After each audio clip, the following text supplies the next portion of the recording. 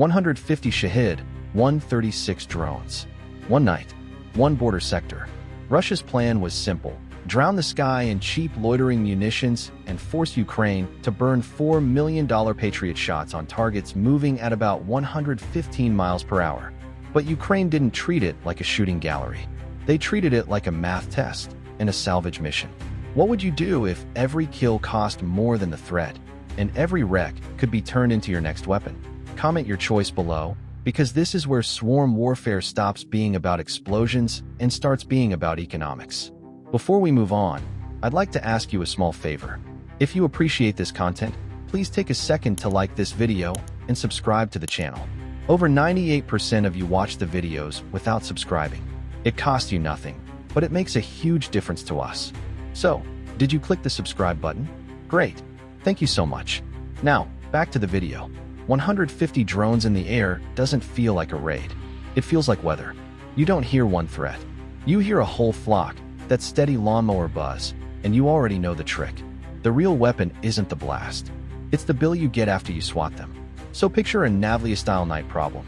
Not a smart strike, not a sneaky one. Just slow shahids, around 115 miles an hour, coming in thick lines and loose knots, low enough to hide in ground clutter, high enough to see over trees, and spaced out so the fight lasts for hours. This isn't about being clever. It's about making the defender run out of choices. Because every air defense crew is sitting on a trap. If you fire the top-shelf missiles, you win the moment and lose the month.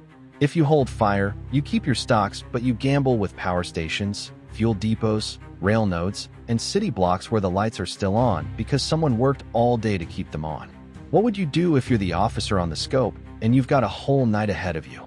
Comment your choice below, because that choice is the center of this kind of war. Up top, the stack is built around long-range eyes and long-range teeth. Big radar, big missiles, the stuff meant for fast jets and cruise missiles, the stuff you don't waste on a buzzing scooter with wings unless you have to. In the middle, you've got the workhorses. Shorter radar, quicker shots, guns and missiles that can handle low and slow targets, stuff that can be moved, hidden, and reloaded without a whole convoy turning it into a parade. And down low, you've got the cheap layer, the loud layer, the one that spits tracers into the night and makes neighborhoods shake. That's where the volume lives, because volume is the only answer to a swarm. Now put the price tags in the same frame. A Patriot-class intercept can cost millions. A Shahid is a fraction of that, in the tens of thousands. So if you're defending and the raid goes on and on, do you spend gold to kill plastic? Or do you save gold and accept leaks? That's what Russia is pushing on. Saturation. Not every drone hits. Just enough drones get through after you've spent your best rounds early. And it's not even just the number of drones. It's the pacing. A first wave forces you to light up radar, take shots, shift launchers, burn fuel, burn eyes. A second wave arrives when your crews are tired and your comms are loud. A third wave comes when your launcher count is getting thin and every target starts to look like the one you can't afford to miss. Meanwhile, the sky is messy. Jammers are whining. Radios are stepping on each other. Someone is yelling a grid. Someone is trying to confirm if that track is inbound or drifting. You can smell burned powder around the gun crews, and the whole time that engine buzz keeps moving closer. This is where the goal changes. Ukraine isn't chasing perfect defense. Not tonight. The goal is to survive the wave without setting the future on fire. So high-end missiles become a last resort. They're kept for the truly dangerous stuff, the fast targets, the ones that can't be handled down low. Everything else gets pushed to cheaper layers, to guns, to mid-range intercepts, to anything that can take hundreds of contacts without turning the next week into an empty magazine. And that choice is brutal, because every save the missile call is a human call. One miss can mean a transformer yard goes dark. One leak can mean a fuel fire that burns until morning. But then comes the part that changes the whole story. Ukraine wasn't only trying to stop the drones. They were trying to catch them. Here's the weird question. What if your best kill is the one you don't blow up? Because once you decide you want to catch drones, the whole defense plan changes shape. The goal stops being fireworks in the sky and turns into control. You don't just swat the bug, you bend its path. So Ukraine leans hard into soft kills. That's electronic attack, signal tricks, and small interceptor drones that are cheap enough to throw at the problem again and again. You're not trying to win a clean duel. You're trying to nudge a swarm into bad choices. And yeah, it sounds risky because it is. If you don't smash the drone, it can still hit something. The clock is moving. The air is dirty with weather, ground clutter, and 100 false tracks. A slow drone at night can be the easiest thing in the world to lose for 5 seconds, and 5 seconds is enough. The mechanic is simple, but it's not easy. First, you mess with what the drone thinks true is. That means you distort NAV cues, you jam links when you can, and you feed it bad timing so it starts making tiny mistakes. Not a big, dramatic turn, just a few degrees off, then a few more, so the error grows like a crack in glass. Second, you keep pressure on the swarm. You don't chase one drone to the horizon. You keep the whole picture stressed. When drones come in groups, they rely on predictability. Same routes, same altitudes, same handoffs. You break that rhythm, and you break the plan. Third, you herd. That's the part most people miss. You steer individual drones toward empty fields, tree lines, riverbanks, wet ground, places where a belly landing turns into a hard skid and a snapped wing. The drone dies, but it doesn't vaporize. And that's the point. Now bring in the cheap interceptor idea. Think around $2,500 for a simple drone built to collide, cut across a path, or just force a change. It's not there to look heroic on video.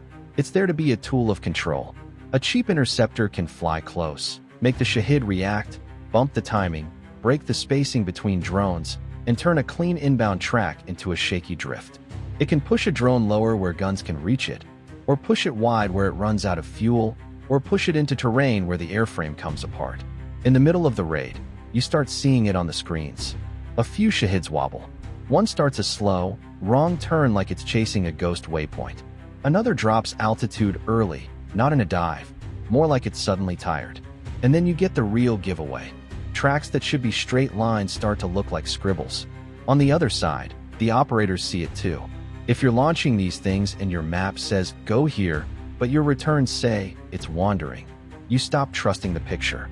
And when you stop trusting the picture, you start wasting your own drones. You launch backups. You change routes midstream. You throw more into the air to fix a problem you can't see. That's when Russia gets its own fear. A recovered Shahid isn't just a broken drone. It's a bag of answers. Guidance boards, nav modules, flight control logic, engine parts, wiring. Even the way the drone behaves under stress tells you things you can feed back into your next defense layer. So the counter is ugly but logical. Deny the capture. That can mean remote self-destruct, burnout routines, anything that turns a recoverable wreck into scrap. It's a hard choice, because you're destroying your own hardware mid-mission, but you're doing it to keep the other guy from learning faster than you can adapt. But if Ukraine can guide even a chunk of the swarm into recoverable crashes, the raid becomes a supply drop. Each wreck is a data package you can carry off in a pickup, laid out on a tarp, photographed, tested, stripped for parts, and turned into better jammers, better decoys, better interceptors. And once you recover parts at scale, defense stops being defense. It turns into manufacturing. This is the story of a raid that turned into a workshop. The inversion isn't just saving missiles.